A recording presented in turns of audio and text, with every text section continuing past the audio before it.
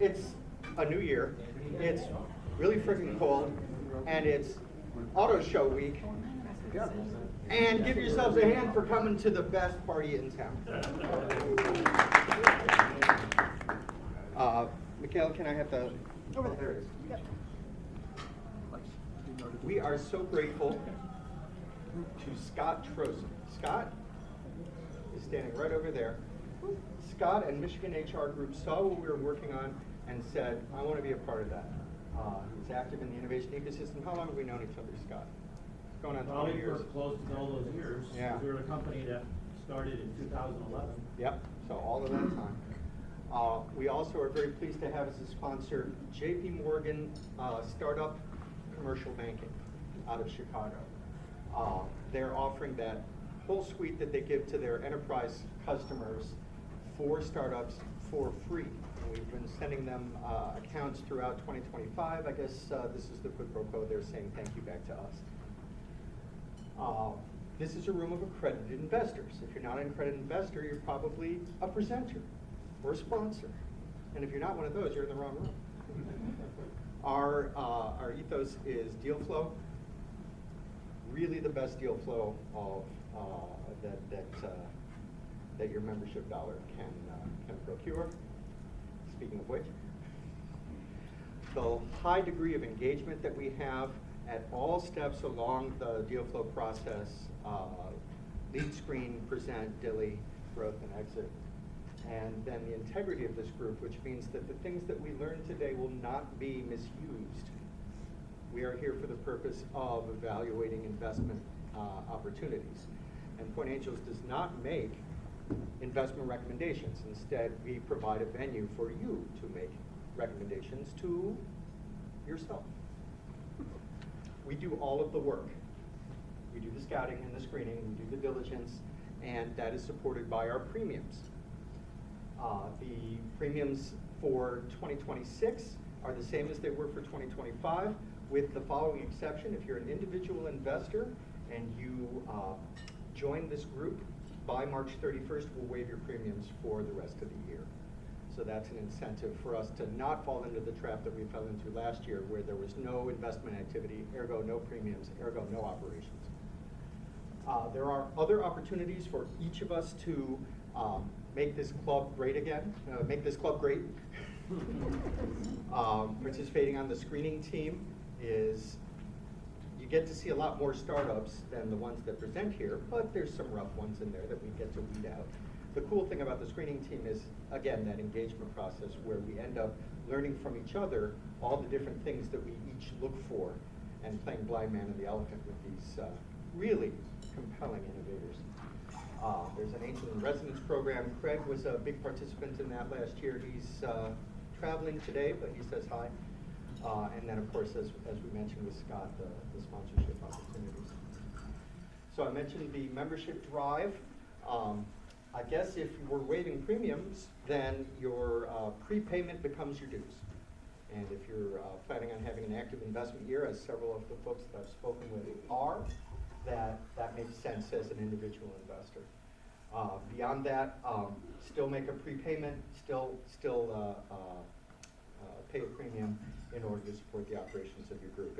It's a very lean. There's not much more to it than what you see here in Michaela and I.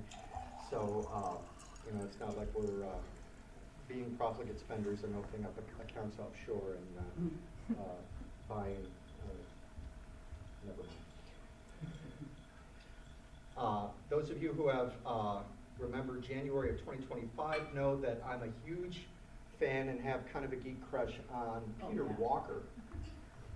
Peter Walker is the data analyst for Carta, aka eShares, and he does every year his State of Startups, which looks at literally tens of thousands of startup deal flow in order to basically use the data as the crystal ball. And I'm going to go through almost a tenth of the slides from his State of Startups presentation. If you're as much bad a data geek as I am, please send me a note and I'll give you the whole deck. Or you can go on Carta and I think they'll give you the whole deck. But there's a lot more in there than what you're about to see. I'm going to cover deal structure, which is really quick because it's really easy. Raise, valuation, harvest, and then capital efficiency. So we only have one preview presenter this month, so I'm the other preview.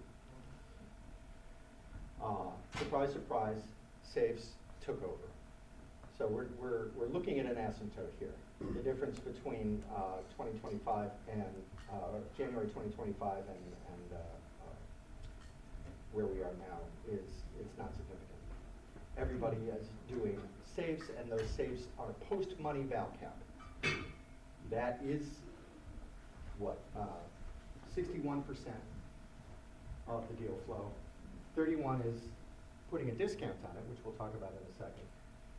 We're still seeing a few discount onlys. And remember, these are for the safe rounds. For the rounds that are either equity rounds or convertible notes, they're not reflected in these data.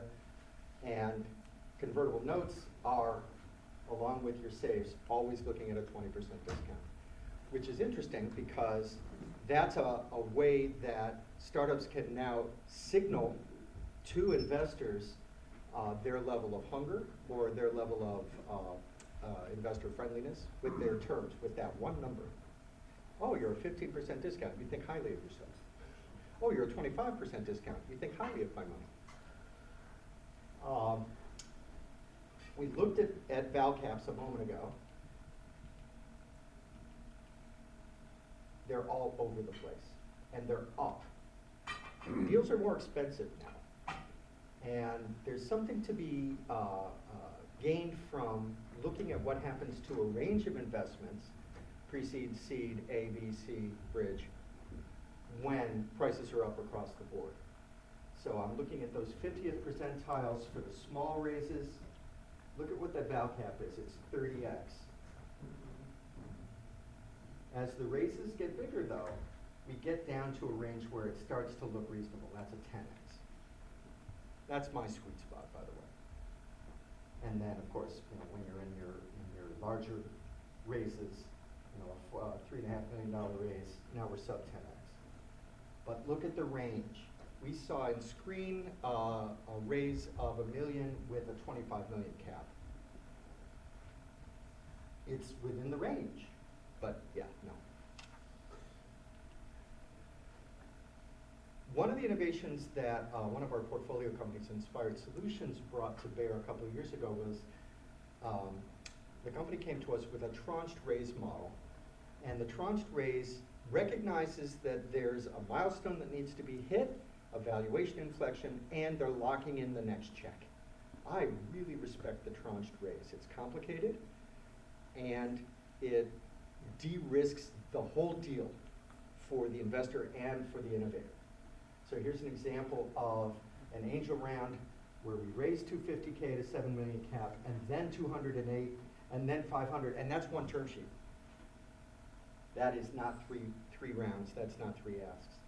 So I'm impressed that what started with Inspired, and we actually recommended it to a couple of other companies that came to us with deals that maybe weren't investor friendly, that they put those de-risks into the term sheet.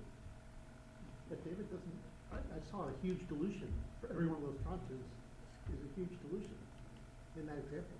Not if it's you. You're the one who's re-upping. Oh, Yeah, one term sheet, one investor, three deals. Three checks, one deal. Yeah. All right, so we all remember how hot and bothered things got when stimulus money went into the economy and folks were burning a hole in the investors' wallets. And then we woke up the next morning with a hangover and had a little slight correction, but then it went right back to where it was going. So this is the trend from 2019. Seed stage valuations are up and up. Series A valuations also up and up. They took a bigger dive after the stimulus money, but they have retained most of their momentum. But where they fall in terms of raise versus val should be on a straight line correlation. And when you're north of that straight line, you're more capital efficient. When you're south, you're less. So north of this, we see social media, we see marketplace. What did we see in that space in the last year? We saw Bed Connect, and we saw, Maca Media? I don't know if Maca Media is a social or not. That's a good question, David. But then we also saw Nano Patterns over here. Expensive deal. And the cool thing, when you've got as much data as Peter Walker does, is watching what happens when you lay AI on top of that. Boom! There's AI in practically everything, yeah. But look, it's lying right on that X equals Y axis. So lots of deals, but those deals look like all the other deals. They're not priced out of the market. They're just it's another way of correlating all of these data for the companies that have AI. And we're going to have, of course, I don't think we have had an AI-free investor meeting in over a year. We've got one today with Julie. Hey, David. Go ahead. So in terms of the AI overlay, right? Yep. Traditionally, those would be platform companies, right, that are doing something truly unique. Are you seeing that in terms of services companies as well? Like applied services within a vertical, manufacturing, med tech, you know what I mean? Which is what we see in this room, Jim. We see the niche vertical where somebody has got a proprietary data set that nobody else has that they can use to train a model or a classifier. There may have, as with portfolio company Vern, they may have a language model backend that is basically doing the heavy lift and taking some of that service revenue away from them. But generally speaking, they have an algorithm or they have a data set that nobody else has. Right. We love those vertical AIs. Yeah. If Or somebody just comes pure to us domain with expertise, right? what is the panacea? Universal general intelligence? Yeah, we haven't seen one of those, and I don't think it'd make it through screen. Good question. I'm just curious, are all these pre-revenue companies? All of these are the companies in Peter's data set. So Got some it. of them are pre-rounded, some of them are not. Look what happens though at A round, where the leverage flips. So here's a price seed. Remember, he's not going to have the percent ownership on a safe because it's dead. So here's price seed ABC, and this is the 50% mark where founders get diluted out. Now, they're not really diluted out at Series A because this is the employee pool. And what you're seeing as we move left to right is more of the employee pool picking up the slack from the squeeze on the founder stock.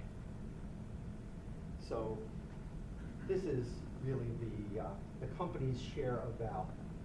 The company's share of about 50 here. And that's important to note when, as we have today, we have a presenter that is making that Series A move that changes the dynamic between whose company it is. The bad news, though, is that they're taking longer to get there. This chart kind of speaks for itself. Looking at the right, in the 50th percentile, 2.1 years to get from C to A. In the 75th percentile, it's taking 4 years or 5 years.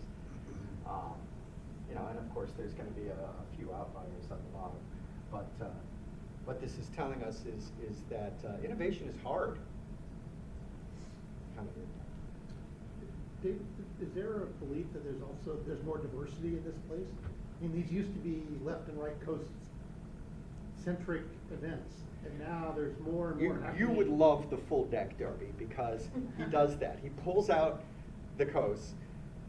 There's going to be one geographic centered slide coming up, 2 slides after this, but it's not on the topic that you raised. There are some distinctions on the coast, but they're usually in cost, oddly enough. Because what happens is if you have an innovator with venture attention deficit disorder, and venture attention deficit disorder burns them out of the startup after 18 months, the cost of that transition in Detroit is way less than it is in San Francisco. All right, so these are companies that very few of them graduate. These are our graduates. And this is a kind of an obvious flow out.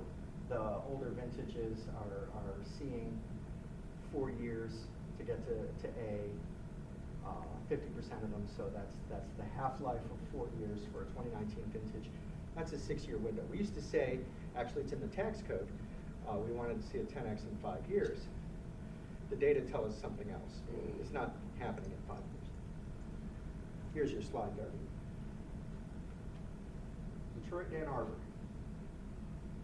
81 and 82% of the SF rate. The SF rate is San Francisco, San Jose, and New York. Those are the most expensive places to start a startup. Your investor dollar goes less far there than in Tucson. And our homeboys, and we have a 100% Michigan program today, that's rare for us. Our homeboys are being very capital efficient. So my takeaways from this,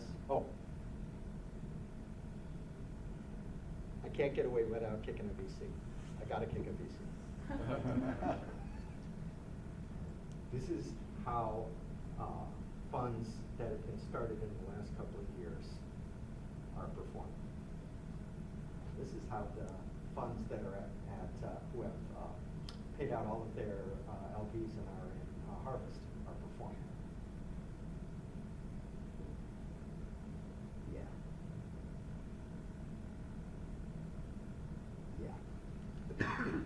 So my takeaways, vehicle and venue, angel over LP.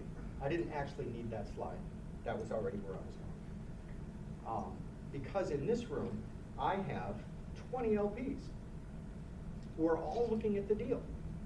No VC fund does that. They have a couple of analysts looking at a deal, and the LPs are along for the ride. All of these different perspectives makes for really good dilly. And really good dilly is important when we're investing as early as we do. In terms of portfolio management, I don't have to look for AI anymore. It's everywhere. I'm getting AI exposure without even asking for it. But to Jim's point, it also has me looking at niches that I wouldn't have looked at otherwise. Our AI company today is in a niche that I generally don't rate highly. And I mean that with great admiration for what Julia and her team have been able to pull off. And then in terms of criteria, I always look at team. I always look at customers. I talk to customers. I want the customer to tell me what is the compelling reason that this thing exists. And then, as my mentor always taught me, timing is everything. The last startup I was in had a smaller exit because it was too early. If it was 3 years later, it probably would have blown up and done much better. Deal structure and valuation, get in early. Beat those inflection points. The ones that are both built into the tranche raise and when there's an inflection point, say in where we're getting early data back on a life science innovation and we're able to get a peek at it before it gets published. I will swap raise acceleration for discount. I'll go in and I'll say, you're asking for too much, tranche this, and I'll give you things that you want.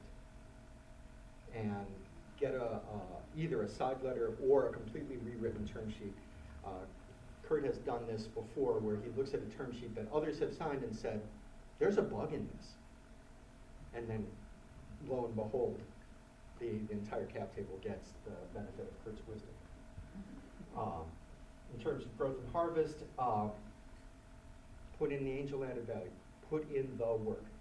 Kudos to Alex for harassing the hell out of his, the CEOs of his startups. I pity them, but they get the value that Alex brings, just for lifting the flag. Thank you. And then finally, the capital efficiency that we have in this state, let's keep them in the state. Let's not grow them up and have them leave. There's a couple of different efforts underway. One that is being headed by my friend and colleague Kelly Sexton, the Associate VP for Innovation at U of M, is using the MIT REAP model to build a framework for innovation in Michigan that would come up under Ben Marchiana and Amanda in the CIO's office. All right, that's my take on Peter Walker, and I vamped long enough for our last presenter to make it. So without further ado, what a great program. I know I say that every month, but I love this program. Beginning with Juise,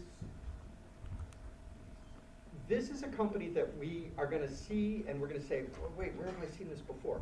It's because the founder was an investor in a previous venture that did something similar, and that venture ran up against the rocks, and he said, well, I know how to fix this, so he bought it out, and he's doing it again, but doing it right this time. Enough schmoozing. My friend and colleague Sherwin Pryor can come and tell you more about Juise Mobility. I want to do my speech. All right. There's your slide. Your 5 minutes begins now. Take it away. Thank you very much. I'll let you guys review the slide. I'm just going to tell you a story of discovery and traction. Right? Juise Mobility provides charging infrastructure and software for personally owned electric devices. One of the reasons I was really interested in the prior company is because they had this really interesting idea about charging e-bikes and e-scooters. We spend billions in this country on EV vehicles and zero on e-bikes and e-scooters, but there are 4 times more of those than cars. Right? So what we saw was a market that pivoted post-COVID. You've seen a movement away from public mobility and more personal ownership of vehicles that are being purchased. Those guys look for reliability, compliance, safety, and fleet optimization and efficiency.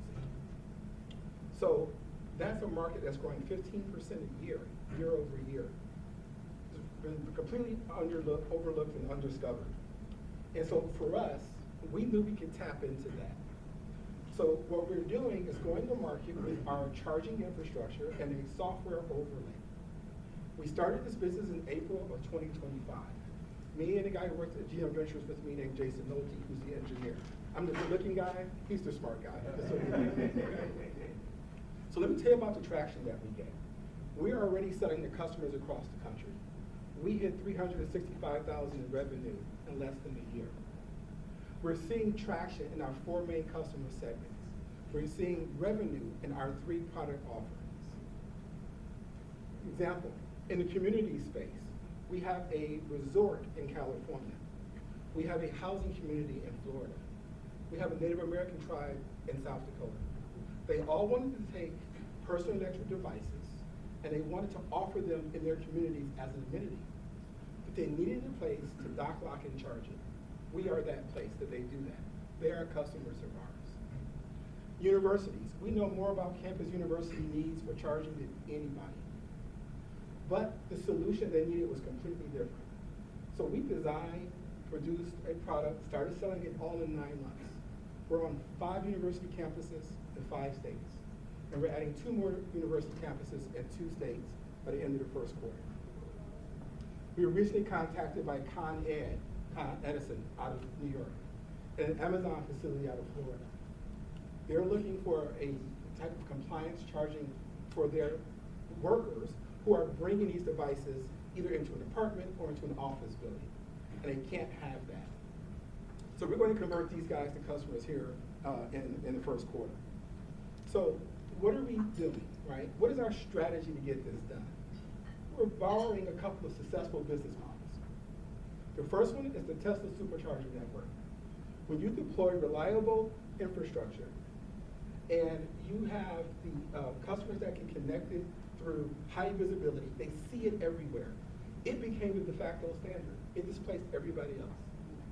The second model is a software fitness company called Strava. Strava builds communities. What they are looking to do is get their users to engage, track, and compete with each other through an app. So you can compete with your buddy, whether you're hiking, biking, or whatever, and you can do so without being physically together. That told us if we can get the infrastructure, it becomes the backbone. And we have a software overlay. Strava uses smartphones and smartwatches. We can now offer a product that has a long-term value, a recurring revenue stream from our software, and high reliability. So that's what we're working on. So we're going to continue to prosecute this. If we are raising capital, we need to move fast. For a startup, speed doesn't kill. Speed helps you dominate the marketplace. And that's what we're interested in doing at Juise Mobility. So hopefully you guys will have me back and I can give you the full spiel, right? Keep you guys up doing jumping jacks and things like that. I want to thank Michaela and David for getting us here. Really appreciate it. And we look forward to talking to you guys. I'll be around, drinking up your wine and eating your food. I'll see you back. Thank you guys for the time. Really appreciate it. Human trial.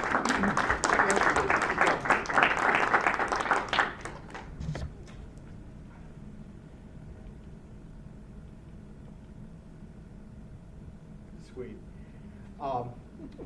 So we mixed up our program a little bit and are leading now with AG3. AG3 is a venture that comes to us. It was scouted by Darby at on demo day, and the challenge that they were facing was teaching us a new word, attritable.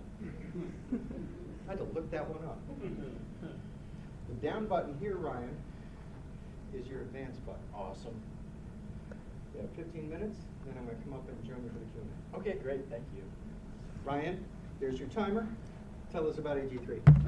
Awesome, great to meet all of you. My name is Ryan Atkinson, co-founder at AG3 Labs. First, David already highlighted it. Let me just give you the definition for attritable. It means low cost and reusable. It's a big word that the Department of War is really chasing after.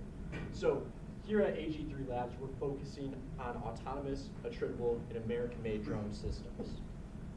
So really what we're seeing, the problem is that today's forces are unprepared for drone warfare. One of my best friends just got out of basic training, and he went to one of the most prominent camps for training against drones. And what they had him do was they flew drones overhead for a week, and they told him to run and hide in the woods. This is not a joke. I was actually surprised when he told me that. That is how we are preparing today for drone warfare. Our solution is a training system designed for practical use. It's low enough cost that you can actually shoot it out of the sky. Think of it as play shooting with low-cost drones. It's also super easy to use, creating operator burden very low. You simply draw a box and deploy a swarm of drones in an area. So we're focusing on the training market because it's a low barrier to entry. There's a lot less requirements to hit this, and there's immediate demand right now. We see this as the best market for us to make an immediate difference. So far, we've received a ton of great traction. We won a $400,000 Army X-Tech award, and we also did $250,000 in revenue last year. We also just closed another $50,000 in revenue this morning. We have some great potential contracts coming through, one of them being just short of $1 million contract with the United States Air Force to set up training lanes to actually test systems that they're buying on defeating drones. Along with this, we're in the works of just short of a $500,000 contract with the Michigan National Guard. Last year, we spent a lot of our time actually getting feedback and making our product the best that it could be. It has been tested by some of our most elite forces. We also have a great set of customers with research laboratories and other businesses. Some of these businesses are other defense startups that are creating products such as Aurelius. They have a high-powered laser. This laser, they need to test and practice daily on defeating drones. So they're buying our systems to train their models to defeat more efficiently. That brings us to our business model. We're keeping it simple. We're supplying drones monthly or quarterly to large training facilities or companies with different weapon systems to defeat drones. And think of it as hardware as a renewing subscription where we continue to supply this, such as ammunition, in a repeat fashion. So this is a large market. We've identified a $20 million beachhead with immediate training demand and other businesses that would purchase this system. And the total market is growing immensely. Just in the past month, $1.5 billion has been allocated for small unmanned aerial systems. So with this massive market, we need to have a really focused go-to-market strategy. The first thing that I would really like to highlight is along with the Army X-Tech win, the money we were awarded, we were also placed on the G10 marketplace. This is a fast-moving mechanism for the government to purchase our systems. Along with our government having the ability to purchase through this marketplace, it allows for foreign government sales as well. And this is a 90-day procurement cycle. Along with this, we have a couple other government purchasing mechanisms, such as a GSA schedule and some other OTAs that we're chasing. Along with this, we're creating a network of distributors to resell our systems. So these companies already have government contracting mechanisms and the ability to sell direct to the warfighter, along with other municipalities such as police forces or the Secret Service. So manufacturing. Manufacturing is something that we really take to heart. We're taking a mix of commercial off-the-shelf parts along with custom electronic designs to create a modular system that's easy to build and assemble. We're partnering with a contract manufacturer to help build and scale up and scale down to meet customer demands with low overhead. So, with our product roadmap, last year was really getting a lot of feedback and creating the best product possible. We started this company just about 12 months ago now. Since then, we spent all this summer up at Camp Grayling deploying our product, flying it around, and getting a lot of feedback to create the best system possible. Now we're scaling that to meet demand out there with the customers we've been talking to. The following year, we plan on expanding this internationally to United States allies because everyone needs more product to defeat drones. And then moving into 29, we see this as a perfect opportunity for a strategic acquisition. So, diving into our financials a little bit. Last year, we did $250,000 in revenue, and we just barely, almost broke even. And this was without paying ourselves and kind of getting by back and forth. Since then, moving forward into next year, we are projecting just under $7 million in revenue. And this entails capturing 3 different training facilities throughout the United States, along with some of our demands from our distributors. Moving on to 29, that represents a capture of training facilities across the United States, along with our allies, while supplying some more software layers on top and other recurring subscriptions to make this revenue. So, what really makes this possible is our team. I met my co-founders my freshman year of college, and we developed drone systems at Michigan State University. We won multiple grants from NASA to build different autonomous solutions. One of them being, we built a hitchhiking drone that lands on buses and goes and delivers packages. Another one being recharging a drone midair with lasers. So we have the expertise to build the systems, and then we surrounded ourselves with people who know the industry. We have experts with government strategy and acquisition, along with supply chain experts to help us scale this business. So what we're looking for now is we're raising $3 million. This is gonna, first, we're really focusing on our sales and marketing. We are creating a YouTube style of training and different mechanisms so that we can give to our distributors to really scale our sales pipeline. Along with this, we're allocating a large chunk of money to our manufacturing and having strategic inventory on site so we can meet customer demands rapidly. Along with this, there's some compliancy stuff so we can win longer term contracts. This will allow us to unlock more than $5 million in revenue next year, receive our level 2 cybersecurity requirements.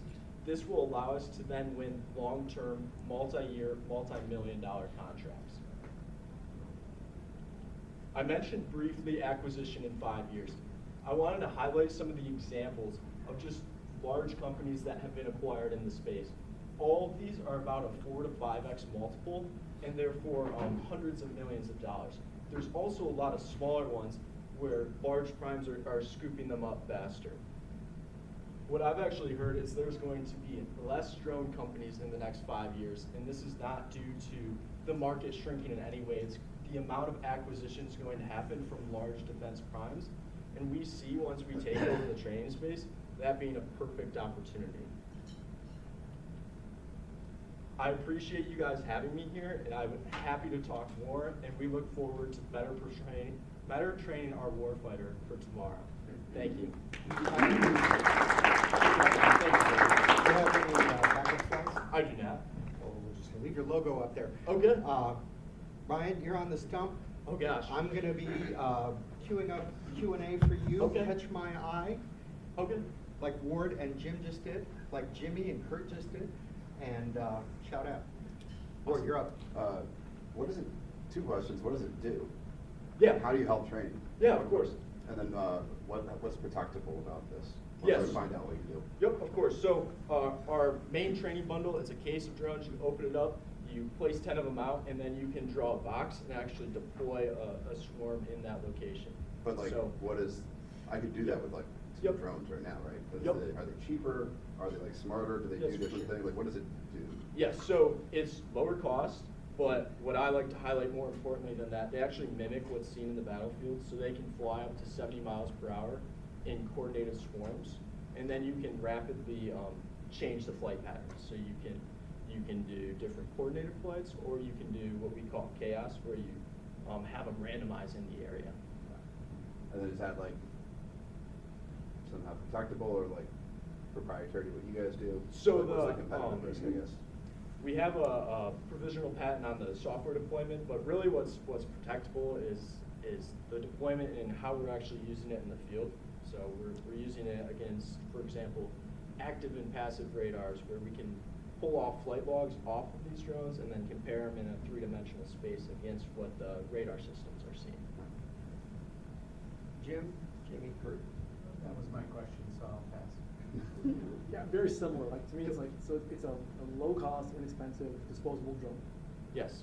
I don't think you can protect the flight pattern of a drone. Yep. Yeah, so that's really like, it is a hard space to have the product defensible. It's really how we're applying it and the ways that we're using it in the field that's really making us different than the other competitors. Can you elaborate on what? Yeah. What could be possibly different than a pattern? Yes, so speed is really a big thing. The way you fly them, so you can have them, like we have the ability to fly them in low and bring them in high and have different maneuvers and simulate different events. So that's different than another drone? Yeah, a lot of people are not actually doing that in the space. So another competitor, we sold they're two different target systems to the same people. The one drone you needed a pilot per drone, and you had to actually fly it. And then our system, you could have anyone there, 30 minutes of training, they could fly the systems for the rest of the Are you more of a hardware company or a software company? Because I imagine that your revenue is gonna be them buying the disposable drones. Software's gotta be fairly inexpensive. Yep. Unless I'm missing something.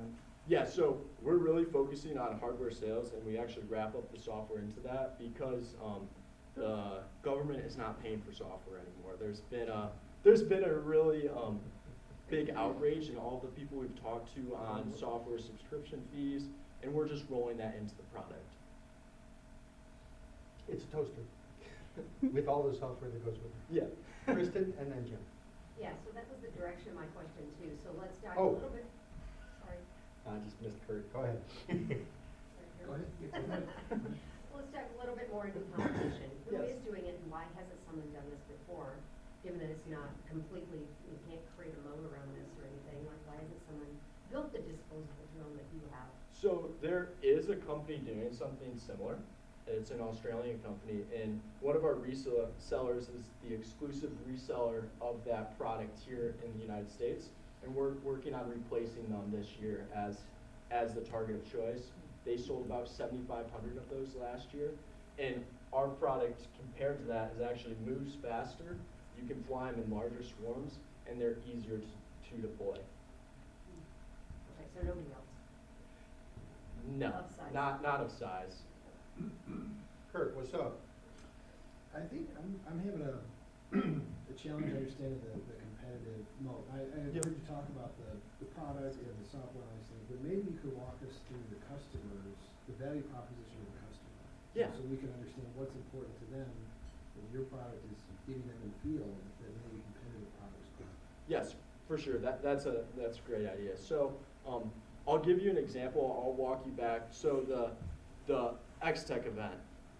We went over to Germany. We're with the United States Army unit, and they're like, "How do we fly your system?"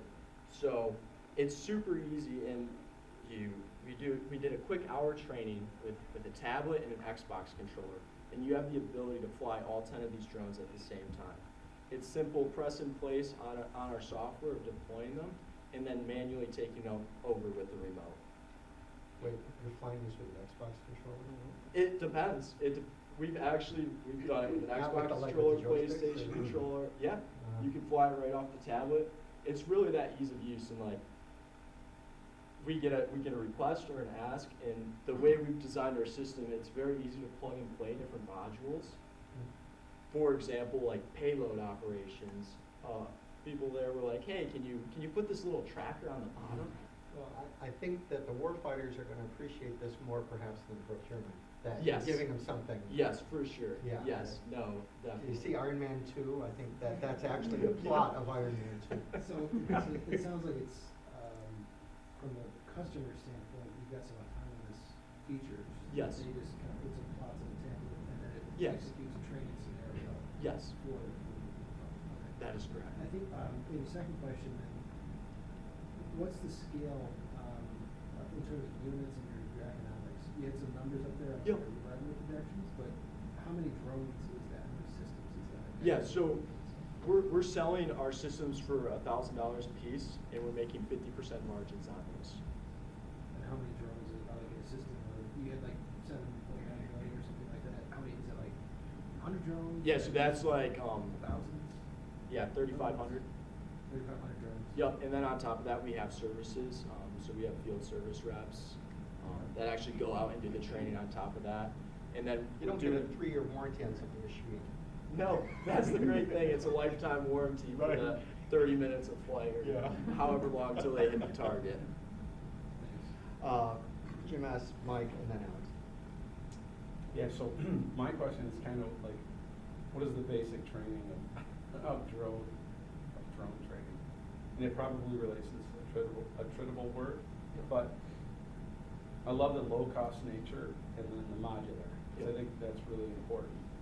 Do you guys see yourselves becoming experts at advanced simulations that the military hasn't even thought about? And if you can implement that along with these low-cost modules, could you go as faster than anyone? And is Yeah. anyone doing that? Because that's interesting to me. Yeah, so the one thing I really want to highlight is we foresee us hyper-focused on the training space to really get into the market and then expand on top of that. And having the ability to unlock these different connections to do further things such as you're talking about, and having the hardware behind it to pivot and create new products that when we get requests for it. And then on the training side, what like a typical training looks like, we just did one a couple weeks ago, so I can quickly break it down. So first day, it's a 4-hour training block. We open up the kit, we walk through how to use them, and then you get repair lessons on like how to actually like check if they're working, and then the 4 hours after that, we go out and we actually fly them. So we do individual flights per person, and then we walk through how to plan the process. So you can pre-plan flights, so we walk through that. And then the next day, we actually have a build manual and a repair manual where we provide 3D print files. So you can 3D print new landing gear or new top shells. So if they take a small fall, you can repair them in the field. Tack on to that one. Are you training trainers, or are you always gonna be providing the training? We're doing both. So we're doing some train the trainer, and we're also providing training from ourselves. So it depends. It depends, is Yes. a fine answer at this stage. Mike and then Alex. Hey, Ryan, great job. So, Thank you. I just want to understand the model, subscription model. So if I buy 20 units and they successfully shoot 10 of them, then I infiltrate 10 more units in, or how does that work? And you talked about software subscription, and they don't like that anymore. Yep. Well, how do you price this out to? So it's similar to a subscription model, but we're not locking people into it. Okay. So I just referenced it similar to that as they shoot them down, we foresee getting monthly orders, and then for at least large training centers such as Camp Grantley, we're securing 3-year-long deals to supply them quarterly with units. But if they shot 10 of them down, then they buy 10 more the next month and 10 more Yep. the next training. Yep, Okay. that's correct. Okay. Nice. Alex? If I remember your pitch deck correctly, you guys control all your manufacturing So we're doing contract manufacturing. Okay, so you mentioned 50% margin. Yes, sir. But you also mentioned you haven't paid yourself. Once you guys get fully free with Alchemie, what's your net margin? Yeah, so it is 38%, I believe, around there. Yeah, we're transitioning to paying ourselves now, so. And then you mentioned 5X. Is that 5X off revenue or is that 5X off EBITDA? Off revenue. I'm gonna jump in here. Are you still a student? No, I graduated about a year ago now. Mazel tov? Yeah, it's Rest of your team, or? One of the other guys on the team is finishing up his master's right now. He's a part-time student, and yeah, I'm glad to be doing this full time. I did have a job right out of college while I was doing this. It was a terrible time. Well, tell us, this is a good Yeah. story. This Yeah. is a character story and an innovation story. Yeah. How'd you wean off the paycheck to do this? Oh gosh, I just get flashbacks to this summer when we got our Okay, first let me ask you about order. something hard then. we got our first order in, and my whole house was covered in drones. The garage was a drone building place. The dining room table was a drone building place. My parents were helping me put them together, and we somehow got all of them delivered in time. I didn't think it was even possible. I had friends coming over, and it was our own little factory. But we're not doing that anymore. How many drones was that? Together in the house? That was our first order. That was 50 units. So it doesn't sound like a lot when I say it now, but it was. You're making something out of nothing. It was It's a lie. everywhere. Yeah, it was everywhere. Okay, follow-ups with Kurt and Alex. We kind of touched on it, how the government is restricting, you said critical Chinese parts from Yes. going in. You guys have a plan for those critical Chinese parts that's not going to disrupt your margins or your supply flow? Yeah. So It isn't motors, is it? motors and batteries are the big things right now that. We'll talk offline about motors. Yes. So motors. A lot of people are doing them. Yes. We're in Darby. talks with like 3 or 4 different motor manufacturers right now to change that, and then batteries in 2027 are all going to be American made. We're talking to 3 different battery people now. We're also making our own battery packs sometimes, but I'm not totally going to get into that right now. Just talk about your parents. Yeah. Yeah. Mom's house. Yeah. Could you shed some light on the procurement process? Because you had a couple of customers, Yep. you know, is it base by base, unit by unit, or is the government like putting in place a standardized training program, like, you know, some basic training type thing? Like, how do you see this unfolding? So our big push is to make this a standard operating procedure of the warfighter actually goes through and gets to shoot down a drone. Our big thing is every soldier gets to shoot a drone down. And where I see us really unlocking that is Camp Grayling here in northern Michigan is one of the 3 front runners to be the home of all the drone training for the United States. So we're putting a lot of our bet on that and really focusing on getting unlocked there and being utilized as the #1 provider there and seeing that expand across the country. What kind of volume is that for you guys? At scale, you know, that they do become that drone training hub, what kind of volume is that? A couple thousand units, just there. Per. Sorry, what was that? Monthly? Sorry, month, per quarter? sorry, per year. That's, yeah, Per I year. didn't clarify that. We're in talks right now of actually putting a training hub there and having 2 to 3 full-time people on staff there to fly drones daily, and then also a development hub and teaching the Michigan National Guard up there on operating the systems. Okay. Jim, take us home. It's kind of a follow-up to my basic training, right? So you're talking about a soldier shooting down a drone. Yes. It would seem to me that ultimately, and this may double demand for what you're offering, it's not about a soldier shooting down a drone, but it's a drone defense in Yep. real time towards that. Yep. So if you could simulate both being attacked and then defending against it with teams of drones, it seems to me that that's what this would ultimately end up being. Yes. No, that's a great point. So I'll touch real quickly. We have actually a secondary product that's it's very similar system, but it has a frontward-facing camera on it. So we're actually And a training. paintball gun. Not yet. Okay. But we're training operators to actually how to fly drones. So we're doing like a force-on-force simulation, Yeah. to speak, of like you're actually flying the drones at your guys, and then they're deploying them, and it's an actual little simulated battle. The new world of basic training is not Yes. soldier against drone. Yes, it's going to be drone on drone. Right, Yeah, exactly. so yeah, we're targeting both sides of that. Yeah.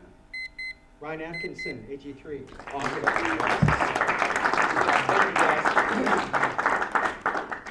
Good pull, Darby. Next up, I first met Anna at a Black Tech Saturdays event a year ago. Is that right? And like within 5 minutes, we knew how we knew each other. And MinaRosa, because I, was smitten and invited them to go to screen, just got shredded in screen last year. There wasn't enough validation. The first product raised some questions. Lo and behold, the team comes back next year. This is a year ago we scouted them with a great pivot, a great set of validation, and they flew through screen. Anna, come up and tell us why MinaRosa makes the top of the pack. Down button is advanced. Thank you. Hi everybody, thank you so much for having me here. Today I would like to introduce you all to MinaRosa. My name is Anna Tamakichuk. So I want to start off first by giving a little brief on my background. I'm originally an aerospace engineer by training, like your conversation. My expertise comes at the intersection of electrical and mechanical engineering. At SpaceX, I worked on all the harnessing and wiring and avionics, which is what I call the veins of a rocket. And that lends background to me, or supports my background being a scientist and a tinkerer. My original dream growing up was to be the first woman on Mars, until a problem hit much closer to home. So we all know women who suffer from intimate pain, whether that's menstrual cramps, pelvic floor pain, or in my case, urinary tract infections or UTIs. A UTI is a bacterial infection that occurs in the urinary tract, urethra, bladder, or kidneys that can cause severe debilitation. And for some women and men, it's like peeing out Tabasco. I have what's called recurrent UTIs, which means you have a UTI three or more times per year. And in the US, 1 in 5 women have recurrent UTIs. It's more common than asthma and more destructive than migraines. The problem is when you have a recurrent UTI, antibiotics stop working because of the bacterial resistance, and painkillers don't do enough. So you're left with limited middle ground, and a lot of women are left behind and in pain. And this is where my story begins. So in LA in 2021, I was in LA, 3,000 miles away from my doctor working at SpaceX. I got a UTI, I can't take pain medication, I can't take antibiotics, and I was desperate. And so I decided to experiment on myself using red light therapy. So I started using red light therapy in 2021 for my face. It had just started getting popular in women's dermatology applications. And when I had this UTI, I remember hearing about athletes like the USA swimming team and San Francisco 49ers and Olympians using red light for pain and inflammation. So having a background as a scientist, I wondered if that could help with my issue. And so I read a few research papers, and there was nothing directly for UTIs, but there was research showing red light therapy helping with urinary incontinence, red light therapy helping with vaginal pain. And so I was desperate, and I decided to just experiment on myself. And I followed the parameters of the study. And after a week of using red light, my UTI pain went away. The rest of that summer, and in fact since 2021, anytime I have an issue going on down there, I use red light therapy, and I've never had an infection progress to the painful point it used to since discovering and using red light therapy. And so the way that it works specifically is a similar principle to how plants utilize wavelengths of light from the sun for energy. Specific wavelengths of far and infrared, red and infrared light help revitalize the mitochondria, which is like the engine for your cells, to create ATP, which is adenosine triphosphate, which is energy for your cells. And when your cells have more energy, they're able to relieve pain and inflammation. And these aren't just your regular LEDs at home. These are high-powered, high-intensity, clinically evaluated wavelengths that can help. And when I was experimenting on myself in LA, I had this lamp that I was using, and I was in my bathroom, and I had dropped it, and it had stuck to my thigh and had burned 2-inch diameter. And I realized that I could build something better. And so I did. I introduced to you all the Wonder Woman belt. We also have an app that goes along with it, but the Wonder Woman belt is a portable light therapy belt that is easy to use and non-invasive. One of the things I want to point out is that I believe that the design of this device is paramount to adoption, especially when you're looking at a community of women that are very vulnerable and traditionally ignored in this area. I think that if it doesn't look good, if it doesn't feel good, if it's not easy to use, and if it doesn't address the stigma, women will not care. I think that that's why we see amazing clinical devices that aren't getting adopted by women because they're sterile, and then other incredible devices that may look really good but aren't actually made for the use cases with women in mind. The thing about this product is we have filed a provisional patent, but it's not just on the hardware. Red light therapy hardware has been around and patented over the last 15 years. Our provisional patent comes at the intersection of the hardware, this beautiful design, the application area, being the first red light device for bladder pain specifically, and our proprietary app. So specifically, we have a proprietary algorithm that helps you personalize your therapy sessions because we know that everyone has different sensitivities to heat. So if you want a more intense dose, more heat, use it for less time, and vice versa, oversimplified. In addition to that, we have a symptom tracker because traditionally it's been really hard to deal with your symptoms as a woman, and it helps to facilitate communication when we're talking to their doctors. In fact, at the encouragement of our Harvard urologist advisor, we are going to be implementing AI in some capacities. And then finally, we have community groups.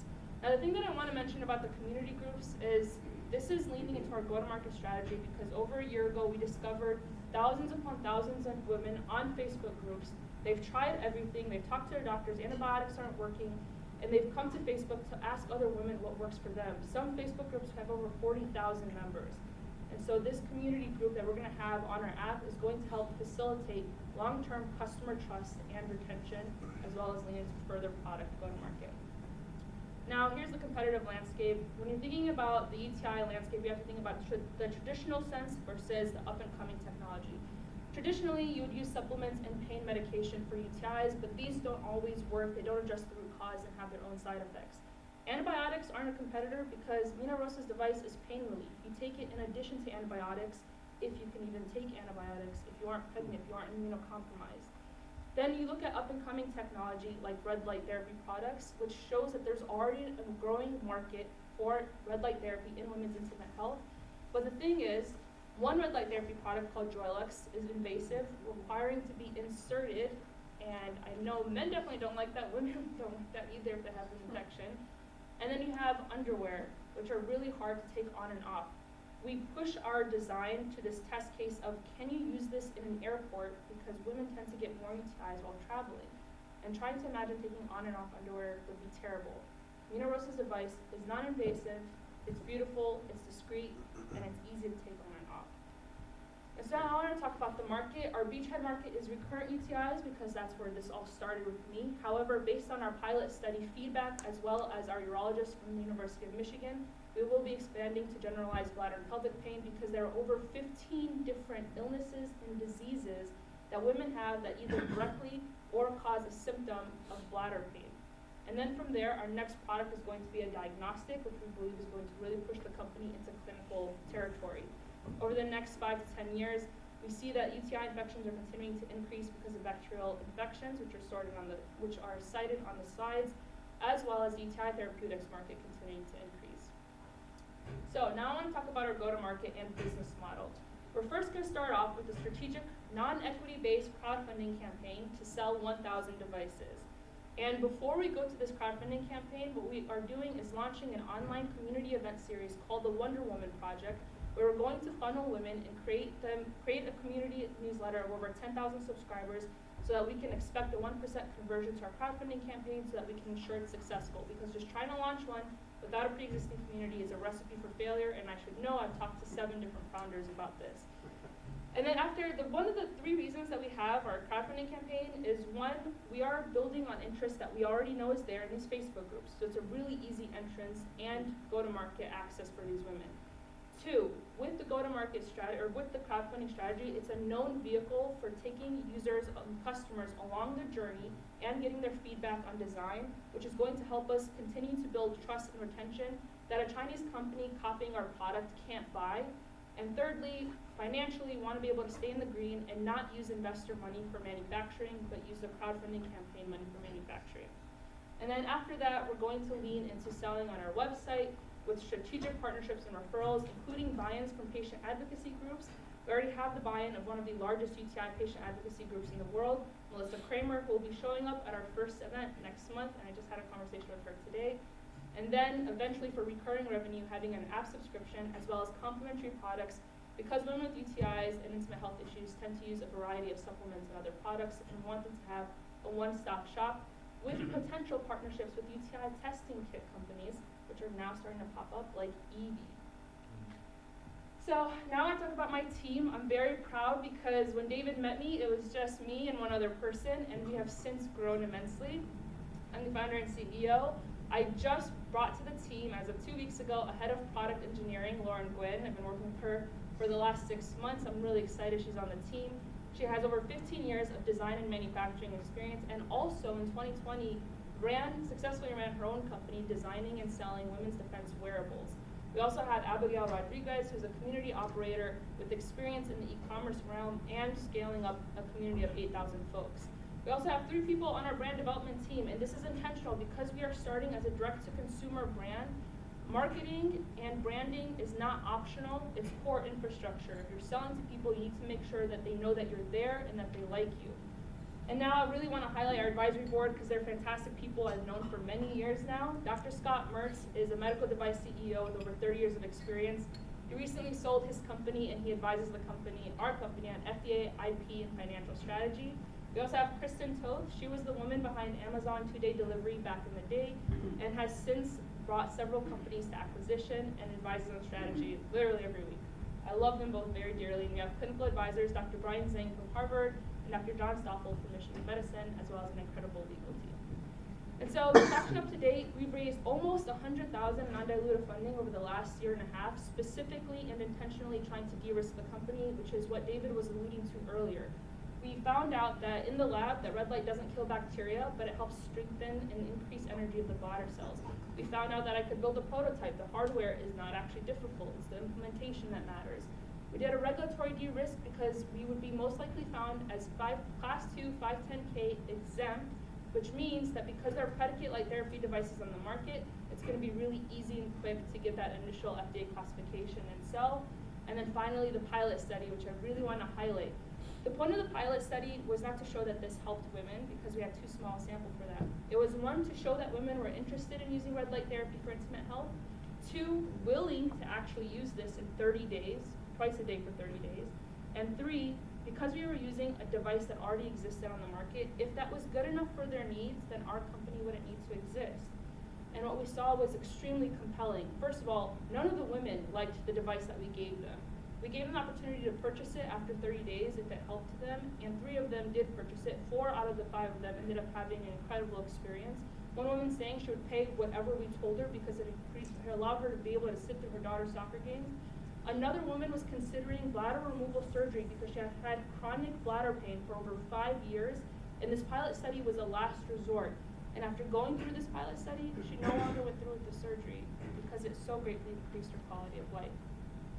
So this year what we're doing is we're preparing for we're raising $500,000 so we can manufacture 1,000 units and start setting up the clinical foundation for the company, which I believe is going to be very important to the long-term success of the company, as well as open avenues for clinical adoption.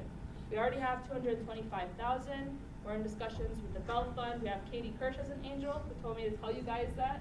And then at the end of the year, we're going to be developing the app, so that we've been strategically focusing on building the hardware first and then building the app. And so the 500K is primarily going to be used towards R&D because, again, we're trying to set up an SBIR grant later this year, cross-institutional study between Harvard and Michigan to show that the anecdotes that we've had so far is real and there is something powerful here happening. We have a lot of money set aside for SG&A because, as I said before, we're starting off direct to consumer, so it really matters that people know who we are and like us and adopt us. There's a whole psychology behind this, This is important infrastructure. And we have a large portion going to manufacturing. So this is operational reality. Even though we want crowdfunding to cover most of the costs, there are going to be costs that we can't tell ahead of time, and it gives us executional buffer. Sorry. Here is our financial documentation. In 2026, you can see that we start off with launching our hardware products. 2027 is when we introduce our app and recurring revenue through subscription. 2028 is our premier diagnostic product. 2029 is when we expect to be insurance reimbursable, because we're planning to do clinical studies over the next 2 to 3 years, which is a timeline I've heard from a lot of medical device companies I've talked to, which would open the door to 2030 having doctors refer MinaRosa as a product and selling directly B2B to stores and hospitals and clinics. Right now, when we're looking at the exit strategy, we see through a McKinsey study and actually also through the JP Morgan Health Conference that just happened last week, that women consumers are buying more health products for their lives to try and take control of their health. And what we're seeing across the market is that companies are being acquired if they have good traction, if they have recurring engagement, and if they have a diagnostic device with longitudinal data. And that is exactly what MinaRosa is doing with our plan, starting off with the pain relief device, leaning into recurring revenue with the app and complementary products, and then our diagnostic, which will also help with data. This is something that is a playbook we've seen play out successfully and is only getting more important, and something that we're copying exactly. So, although I started wanting to be the first woman on Mars, life took me on a path closer to home and more urgent. So I came from the red planet to red light for women's health. Thank you.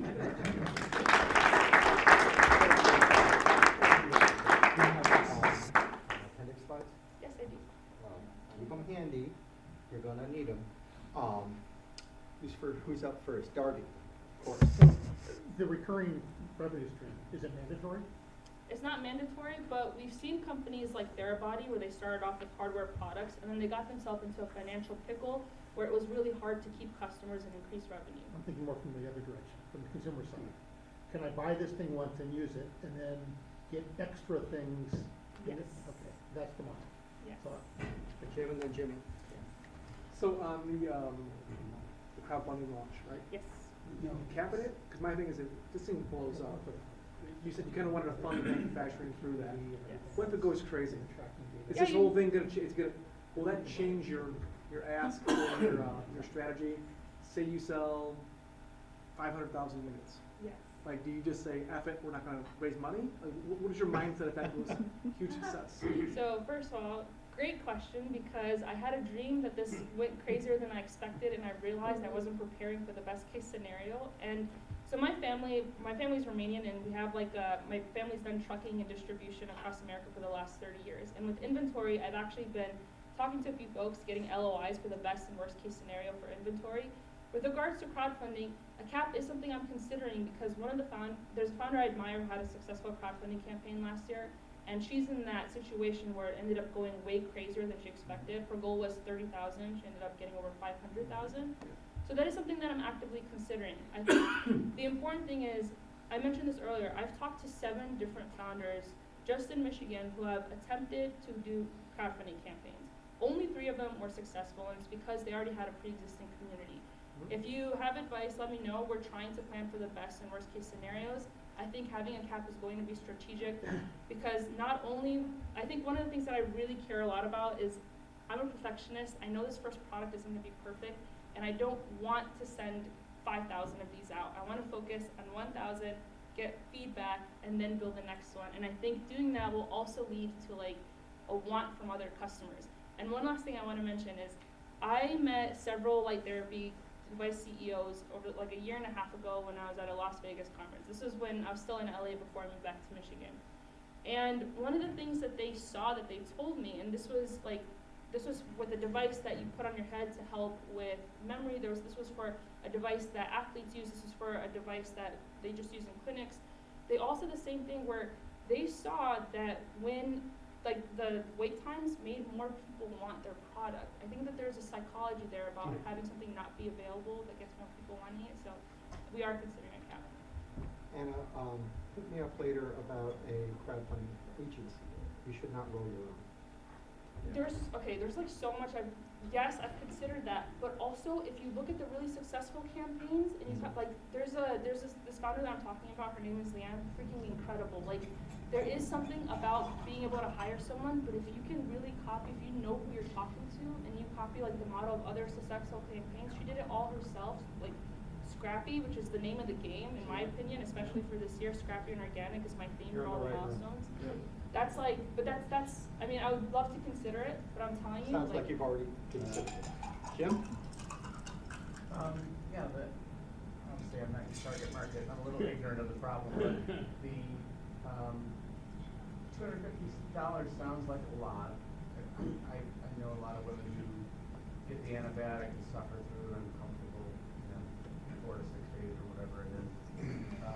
And so my hypothesis is this is more suited to someone who's got a recurring problem, is willing to invest that money because they know it's gonna come back. And so I'm curious to hear you comment on that hypothesis, and then also would like to know, when you go back to how much revenue you can generate, how big is the recurring market alone, if that is all that ends up embracing your product?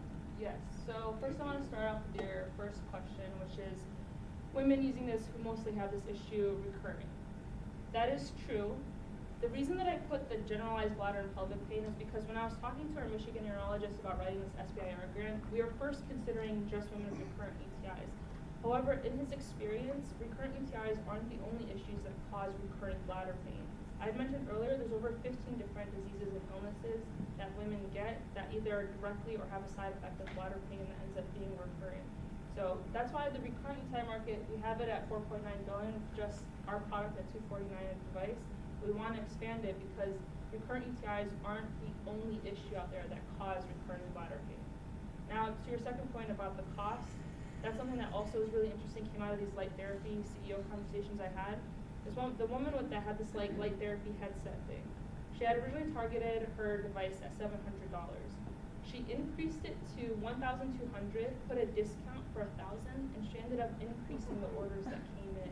I think light therapy right now, over the last 5 years, it's only increased. About 5 years ago, it was like 1 million searches a month. I think now we're at 8 million searches a month. It's becoming more popularized. And the people who tend to hear about red light therapy are those who tend to have more disposable income, and they're more open to holistic options. And so pricing, I don't think, is going to be an issue if you really know your market. One last thing that I want to mention when it comes to the pricing, and it is something that we're going to be testing in a few pilot studies this upcoming next couple of months. We want to do some strategic market testing with pricing. When we did our pilot study, our product was $100, right? We talked to everyday women. None of these women had wealth. The product that we used that was off the shelf was $400. We told them they could pay $100. These women were willing to work on payment plans because it increased the quality of life, and this isn't just a one-time use case. I think that there is an appeal that you get to continue using this product, even for other issues, including menstrual cramps, which my sister has endometriosis, and just a Great lot of answer, applications. really addressed it. Kurt, then Jimmy. Yes. Kind of following up on what you said, I actually bought one for $3.99 called the Sunflower. They had a horrible marketing, went out of business, the product works. But Is that the one out of Southfield? yes, I know these guys. yeah, great product, but then I got a new phone now. But it was $3.99, and I think thought it was good value. But your reoccurring revenue, what percent? I thought you asked, but I didn't understand the answer. On your revenue, what part of your revenue is The recurring. the recurring part? I believe about 20% in 2028 is the recurring. So part. you're assuming 20% of the buyers do the monthly? To start, yes. Because I think most people who come to the company are going to be initially interested in the hardware. And I think as we start doing partnerships with UTI testing kit companies and start having packages that appeal to women, then that adoption will increase over time. But starting in 2028, it's about 20% to start.